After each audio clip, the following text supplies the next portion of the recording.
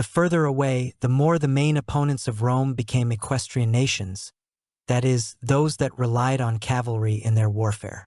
In the Sarmatians, Alans and Huns it was mainly light and shooting. In Parthians and Sassanids, a combination of mounted archers and heavy shock cavalry. In the Gothic tribes, only heavy.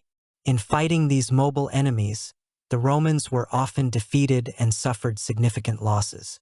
But they were not in vain became the lords of half the world. The warriors of the Eternal City were able to adapt to any conditions that put before them capricious fortune. In addition, they turned out to be very stubborn people, and even after the most epic failures wiped their noses and raised the stakes.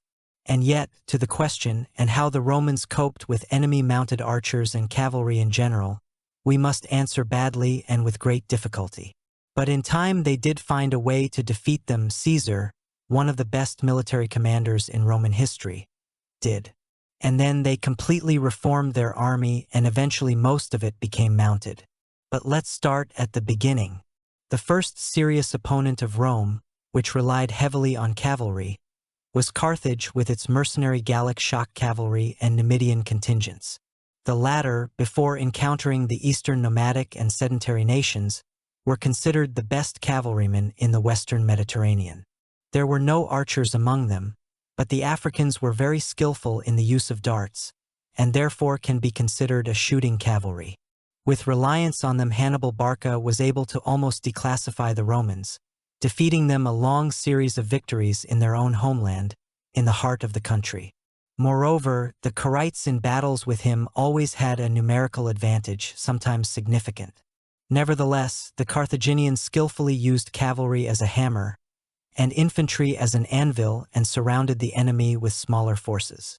Strictly speaking, the Roman generals never managed to win over him in the tactical sense. But they surpassed the enemy in terms of tenacity, supply, organization, mobilization capacity, and overall strategy. And when they crossed into Africa to defeat the enemy at home, they solved the problem with the Numidians according to the method of the Macedonian king Philip II, the father of Alexander the Great. He said that a donkey laden with gold would take any fortress. The fortress is not a fortress, but with Numidia worked Roman diplomats, its famous cavalry went to the side of the Eternal City, and Hannibal in the decisive battle was defeated. Having defeated a general who later came to be regarded as Rome's most serious adversary, his commanders came to regard themselves as the cleverest and most beautiful, and were somewhat dismissive of Eastern armies with their large numbers of cavalry, considering it a strange fad of Asiatic peoples. Nevertheless, they did work on themselves. The famous military reform of Gaius Maria not only made the army professional, but also qualitatively improved the Roman cavalry. From then on, most of it ceased to be Roman proper, but the army began to attract the best allies in the business, usually the same Africans, but also the Germans and Gauls. But the first serious test of Rome did not pass. The triumvir Marcus Crassus, after the victory over Spartacus, considered a serious enough commander, was defeated by the Parthians at the Battle of Carrhae. Although those were 4 times less, their army was fully mounted and consisted of 10,000 mounted archers and 1,000 cataphracts. Caesar evidently took into account the mistakes of his dead friend. We know that shortly before the Republican senators took him to the knives, he was engaged in preparing an eastern campaign. His best general, Mark Antony, was able to carry out the plan.